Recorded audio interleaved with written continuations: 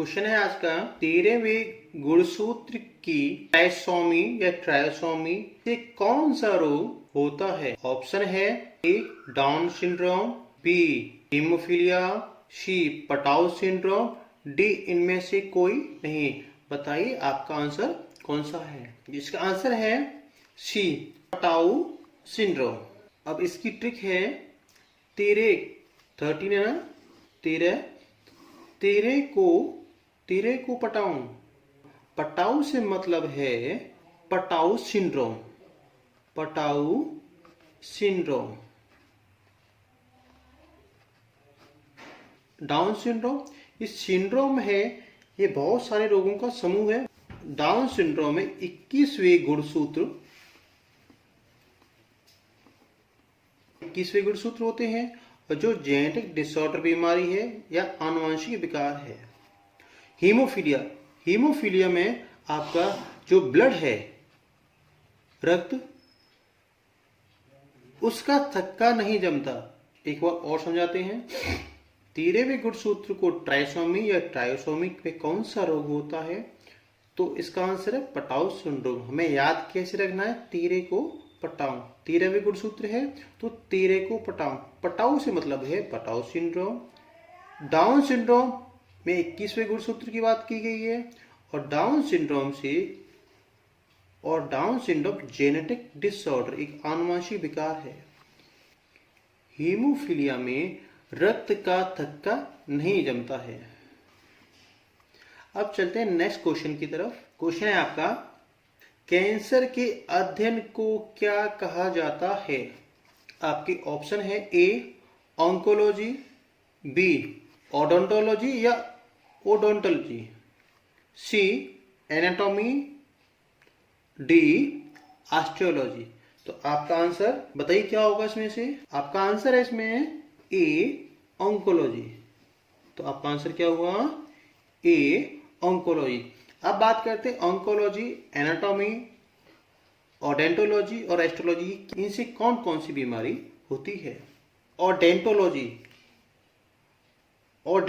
से आपका दांत से संबंधित बीमारी होती है। एनाटॉमी शरीर के आंतरिक अंगों का अध्ययन किया जाता है। तो एनाटॉमी में शरीर के आंतरिक अंगों का अध्ययन किया जाता है। ऑस्टियोलॉजी में हम हड्डी का अध्ययन करते हैं। तो ऑस्टियोलॉजी में हड्डी का अध्ययन किया जाता है। तो कैंसर का अध्ययन को ऑन्कोलॉजी, ओडोंटोलॉजी दांतों का अध्ययन, एनाटॉमी में शरीर के आंतरिक अंगों का अध्ययन किया जाता है और ऑस्टियोलॉजी में हड्डियों का अध्ययन किया जाता है। अब चलते हैं ट्रिक की तरफ।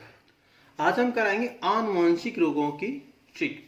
प्यारे साथियों, अगर आप इस चैनल पर पहली बार आए हो तो इस चैनल को लाइक करें, सब्सक्राइब करें और हाँ, शेयर करना न भूलें। अब आनुवंशिक रोग की ट्रिक है आपका शिव ही सुंदर है। शिव ही सुंदर है। सा माने सिंड्रोम, वा माने वर्दांतता, हा माने हीमोफीलिया। अब सिंड्रोम बहुत सारे रोगों का समूह है, जैसे पटाउ सिंड्रोम, डाउन सिंड्रोम। आनुवंशिक रोग में पटाउ सिंड्रोम में फर्स्ट है क्लाइनफेटर सिंड्रोम। तो क्लाइनफेटर सिंड्रोम से नपुंसकता होती है जो आपकी पुरुषों में पाई जाती है। क्लाइनफेटर सिंड्रोम, या इसे हम एक और नाम इसका है XXY सिंड्रोम या अल्ब्रेक्ट सिंड्रोम। तो पेपर में आपका कोई सा भी नाम आपको दिख सकता है, तो आपको नामों को अच्छी तरह से याद रखना है। सेकंड है आपका टर्नर सिंड्रोम। टर्नर सिंड्रोम में बांझपन, यह महिलाओं में पाया जाता है। तो टर्नर सिंड्रोम से मनुष्य को बांझपन की बीमारी होती है और यह महिलाओं में पाया जाता है। नपुंसकता पुरुष में, बांझपन महिलाओं में।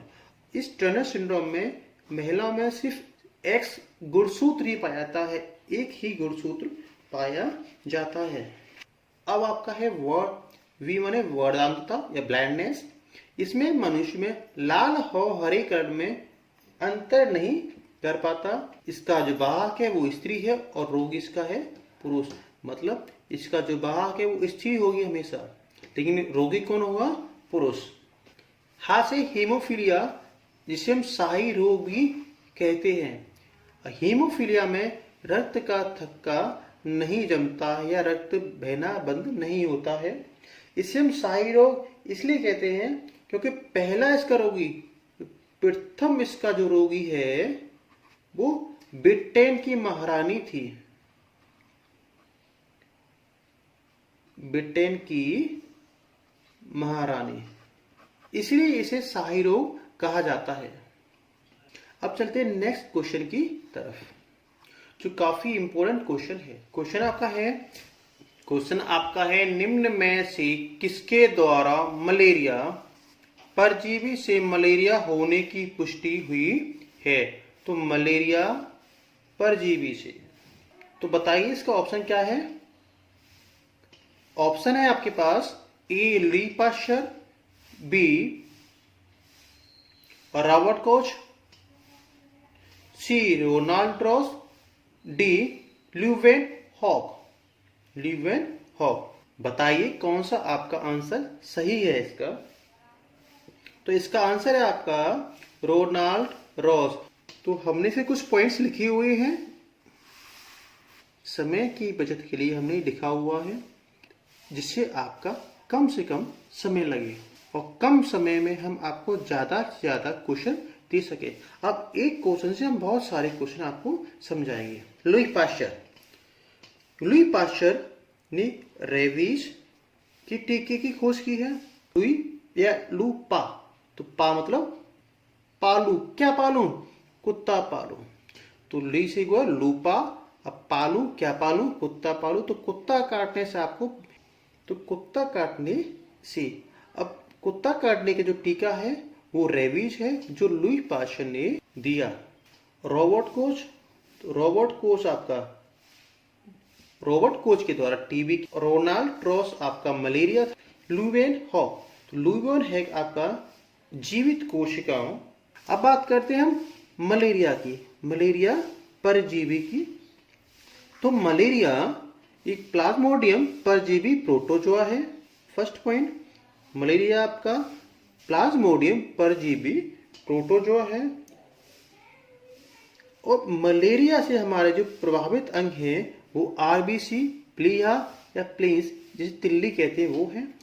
मलेरिया की दवा कुनेन या सिनकोना की छाल है।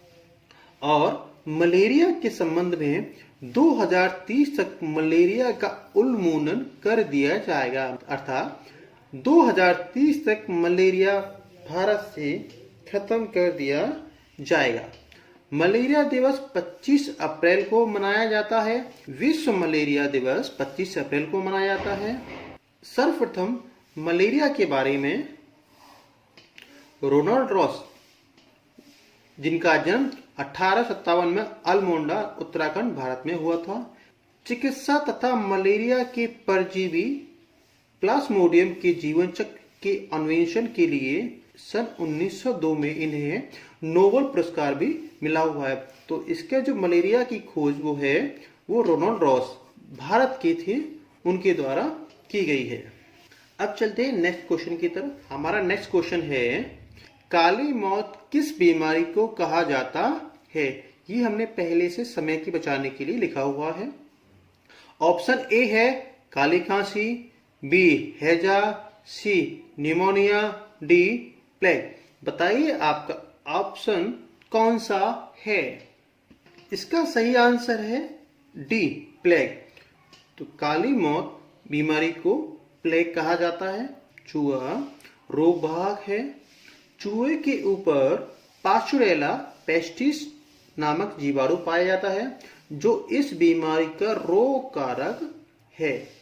तो प्लेग को हम काली मौत कहते हैं, प्लेग।